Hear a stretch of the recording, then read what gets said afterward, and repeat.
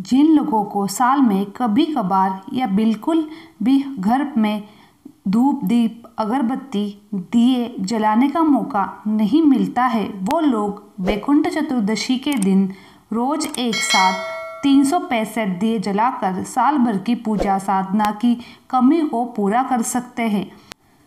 365 दिए जलाकर भगवान विष्णु की पूजा करते हैं। इसी दिन नदियों के किनारे या फिर मंदिर में दिए जलाना या फिर व्रत जप तप दान करने से मनोकामनाएं पूरी होती है। वैकुंठ चतुर्दशी के दिन कम से कम 14 दीपक दान करने का अलग महत्व है। कार्तिक मास के आखिरी 5 दिनों में दीपक जलाने का विशेष महत्व है। पूजा के लिए आए हर व्यक्ति को मंदिर में 108 बार परिक्रमा भी करनी चाहिए। शाम के 6 बजे के बाद यहाँ लोग पहुंचकर पूजा अर्चना मंदिर में करने जाते हैं। वैकुंठ चतुर्दशी की मान्यता है कि एक बार भगवान विष्णु काशी में भगवान शिव की पूजा करने पहुंचे।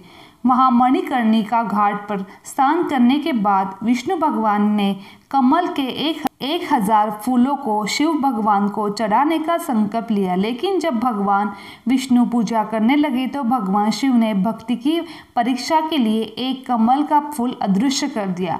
अचानक कमल का एक फूल कम होने पर भगवान विष्णु ने सोचा कि मुझे संसार के लोग कमल नयन कहते हैं, तो मैं अपनी एक आंख चढ़ा देता हूँ। तभी भगवान शिव प्रकट होकर भगवान शिव से बोले कि हरि, तुम्हारे सम्मान संसार में मेरा कोई दूसरा भक्त नहीं है, इसीलिए आज से कार्तिक मास के शुक्ल पक्ष की चतुर्दशी को अब वैकुंठ चतुर्दशी के नाम से कहलाते हैं। इस दिन जो भी व्यक्ति भक्ति से अपना पूजन और दीप दान करेगा वो वैकुंठ को प्राप्त होगा। तभी से वैकुंठ चतुर्दशी के दिन दीप जलाने की परंपरा है। हिंदू धर्म में कार्तिक मास को चतुर्मास का अंतिम मास माना जाता है। इस दिन भगवान विष्णु की पूजा की जाती है। इस महीने को शास्त्रों में खास महत्व बताया गया है। इस माह में भजन पूजन दान पुण्य के साथ दीप दान का खास महत्व है। माना जाता है कि इस महीने में भगवान लक्ष्मी नारायण की विशेष कृपा भक्तों को प्राप्त होती है। माना जाता है कि माँ लक्ष्मी के बिना इस संसार की कल्पना भी नहीं की जा सकती, इसीलिए कार्तिक मास में माँ लक्ष्मी को प्रसन्न करने के लिए दीप दान के खास उपाय बताए गए हैं।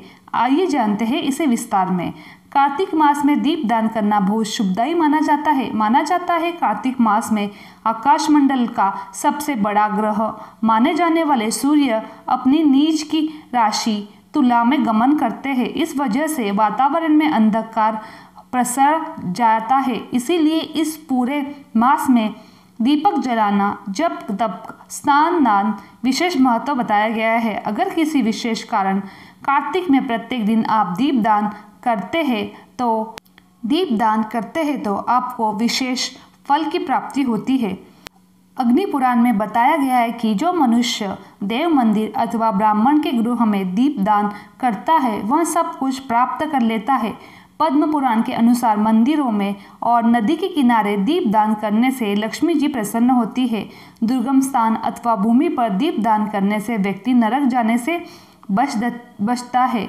पद्म पुराण के अनुसार जो देवालय में नदी के किनारे सड़क पर दीप देता है उसे सर्वोत्तममुखी लक्ष्मी प्राप्त होती है। कार्तिक में प्रतिदिन जो दीप जरूरी जलाए वह श्री हरिनारायण के समक्ष तथा दूसरा शिवलिंग के समक्ष दीपक जलाना चाहिए।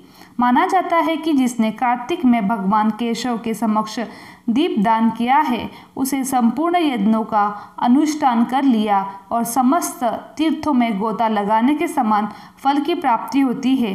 ब्रह्मवर्तत्व पुराण में कहा गया है कि जो कार्तिक में श्री हरि को घी का दीप देता है वह दीपक जितने पल जलता है उतने वर्षों तक हरि धाम में आनंद भोगता है, फिर अपनी योनि में आकर विष्णु भक्ति पाता है। जो कार्तिक मास की रात्रि में श्रद्धापूर्वक शिवजी के समीप दीपमाला समर्पित करता है उसके चढ़ाए गए दीप शिवलिंग के सामने जितने समय तक चलते हैं उतने 1000 युगों तक दाता सर्वलोक में प्रतिष्ठित होते हैं। जो कार्तिक महीने में शिवजी के सामने घृत का दीपक समर्पित करता है वह ब्रह्मलोक में प्राप्त होता है। कैसे करें दीप दान? मिट्टी तांबे चांदी पीतल अथवा सोने के दीपक ले उनको अच्छे से साफ कर ले। मिट्टी के दीपक को कुछ घंटे के लिए पानी में भिगोकर सुखा ले। उसके पश्चात प्रदोष काल में अथवा सूर्योदय के बाद उचित समय मिले तब दीपक में तेल, गाय का घी, बत्ती, चावल अथवा गेहूं लेकर मंदिर जाए। घी में रुई की बत्ती तथा तेल के दीपक, लाल धागे अथवा कलावे में बत्ती का इस्तेमाल कर सकते हैं। दीपक रखने से पहले उसको चावल अथवा गेहूं या सप्तधान का आसन दे।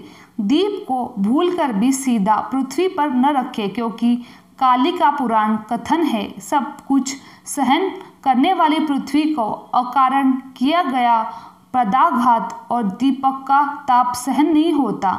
उसके बाद एक तेल का दीपक शिवलिंग के समक्ष रखे और दूसरा गाय के घी का दीपक श्री हरि नारायण के समक्ष रखे।